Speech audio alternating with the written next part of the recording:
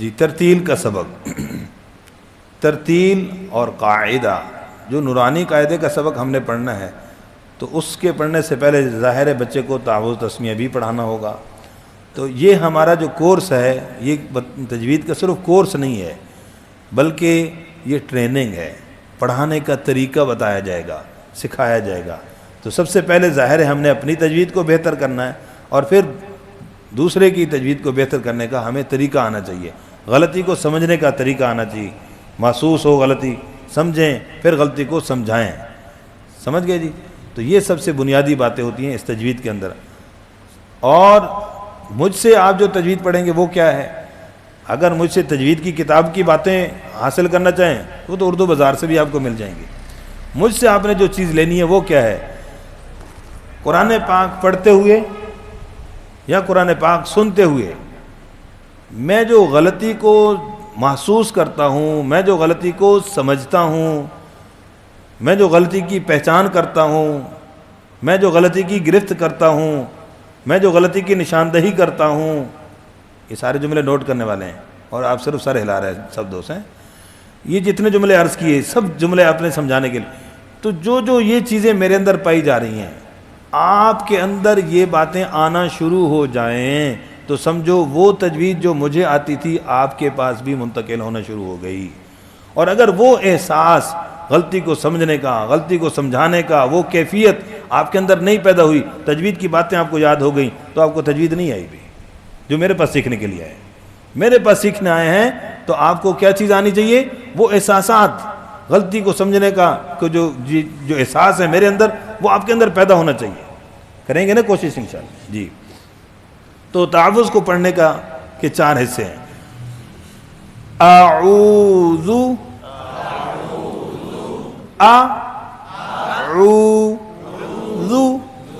اعوذ باللہ،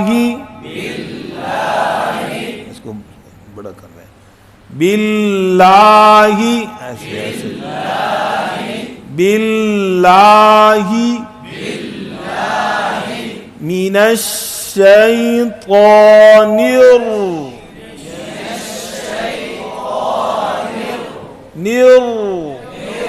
الرجیم. جی میں نے ایک مرتبہ پڑھا دیا، اس کی مزید پریکٹس یعنی ریکارڈنگ کے بعد انشاءاللہ آپ کو کرواتا ہوں. بسم اللہ کو اسی طرح بسم اللہ الرحمن الرحیم. جی تو یہ آپ کو پڑھانے کا طریقہ ایسا ہے اور اس کو لکھے بھی صحیح کہ میں نے 4 حصوں میں کیسے بچے کو پڑھانا ہے آپ کے پاس لکھا ہوا ہونا چاہیے. ہمارے ہاں مکتب کی ترتیب میں وائٹ بورڈ پر باقاعدہ لکھ کر پڑھایا جاتا ہے. کیا جاتا ہے بھائی؟ لکھ کر. اس کا بھی اہتمام کرنا ہے. ٹھیک ہے. تو اب اس کے اندر اعوذ زا پڑھ دیا، ممکن غلطی عرض کر رہا ہوں. کیا ہوا بھائی؟ عین کو کیا پڑھ دیا؟ حمزہ پڑھ دیا. اور بس اوقات کیا کہتے ہیں جی، اور بڑا قاری بنا پڑتا ہے انہوں اعوذ باللہ ہی نہیں آتی. جو بندہ کہتا ہے اعوذ باللہ نہیں آتی اس کو آتی ہے، وہ کہتا ہے اعوذ باللہ، عین پڑھی اس نے. یہ ہماری لینگویج کی غلطی ہے. ہمارے عرف میں تعوذ کو کیا کہتے ہیں؟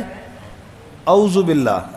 اعوذ تو بھائی اعوذ میں عین پڑھی گئی، بولتے نہیں یار. تو سمجھو نا یار، ہماری عرف میں کیا کہتے ہیں اس کو؟ ہاں بیٹا اعوذ باللہ سناؤ.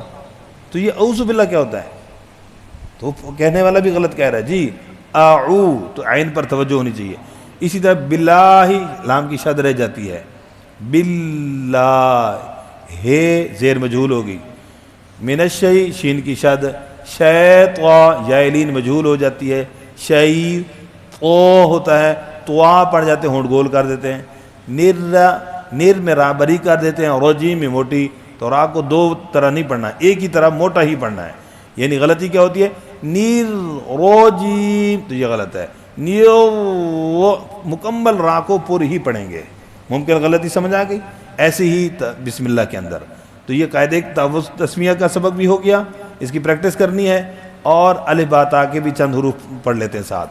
الف با تا سا ہا الف الف نہ ہو الف.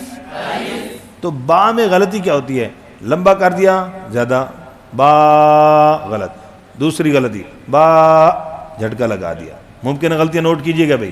با اور اس طرح بے، یہ کیا ہے؟ امالہ. تو یہ بے نہیں ہے، کیا ہے؟ با. کیا ہے بھائی؟ اچھا اب یہ با کو ہم قرآن میں پڑھتے ہوئے غلطی کر جاتے ہیں، ہاں جی. جیسے کنت ترابا، غلط پڑھ دیا. اچھا یہ غلطی ہمیں فیل نہیں ہو رہی، لیکن اگر اردو میں ہم بولیں کہ بے بے، بابا ہوتا ہے نا، کسی کو کیا کہتے ہیں؟ بابا جی. کیا کہتے ہیں؟ اور بابا کلفی. کون سا کلفی؟ تو اس کو کبھی کسی نے کہا بے بے کلفی؟ بولو بھائی. فوراً غلطی فیل ہوتی ہے. یہ ہے اپنی زبان کی غلطی، فوراً سمجھ آتی ہے.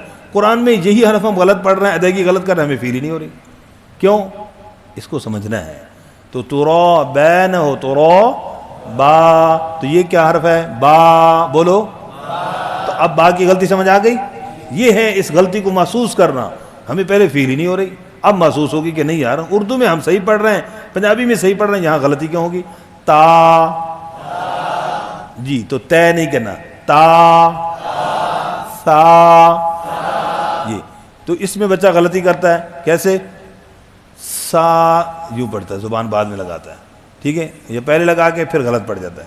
تو کیسے سانس نکلوانا ہے؟ کیا بچے سے؟ سا. لمبا سا سانس نکالیں پہلے، کریں یہ. اب وہ حرف صحیح ادا ہوگا انشاءاللہ. اسی طرح ہاں میں سانس نکالیں، بولیں. ابھی حرف نہیں پڑھنا، صرف ہے، ٹھیک ہے. کوئی کام نہیں ہوا ہے جی، ٹھنڈا سا کر رہے ہیں بزرگوں. ہاں جی جی ٹھنڈا سانس. اس ٹھنڈے سانس کے بعد آخر تھوڑی سی آواز آئے گی، حرف ادا ہوگا. ہا ہا. جی تو اس کو پڑھیں گے انشاءاللہ. حلوہ. دیکھا نا. تو یہ ہا پڑھنا، ویسے حلوہ میٹھا لگتا ہے لیکن پڑھتے لوگ کیا ہیں؟ حلوہ. تو یہ تو غلط پڑھتے ہیں. کسی نے کہا جی یہ حرف تو مولوی دا حلوہ. میں کہا جی الحمدللہ ہمیں کھانا آتا ہے تو ہمیں پڑھنا بھی آتا ہے، تو اسی پڑھو تو صحیح. تو آپ کو بھی صحیح پڑھنا آ جائے گا تو انشاءاللہ آپ کو حلوہ بھی کھلا دیں گے. ہا. جی کتنی دیر ہو گئی؟ اچھا جی بس آخری بات سنا دیتا ہوں ہا کی. جی تو ایک قاری صاحب گھر میں پڑھا رہے تھے، تو بچے کو کہتے ہیں ہا، وہ پر کہتا ہا، اس کو پھر کہتے ہیں ہا. تو اس کو مثال کے ذریعے سمجھانے لگے. کہتا ہے بیٹا حلق سے نکالو حلوہ. بولو. اور وہ بچہ قدرتی حلوہ کھا کے آیا ہوا تھا اور اس کی امی نے سن لیا. وہ دوڑتی ہوئی آئی، کہتے ہیں قاری صاحب اللہ کا واسطہ حلوہ پڑا ہے، حلق سے، بچے کے حلق سے نہ نکالیں، بچے کے حلق سے نہ نکالیں، میں لا دیتی ہوں. اور تو حالانکہ وہ قاری صاحب تو بیچارے ہا کی ادائیگی کے لیے مثال دے رہے تھے. جی حلق سے نکالو. جی تو مشق کریں گے انشاءاللہ. جزاک اللہ خیر. آپ بھی کہہ دیں.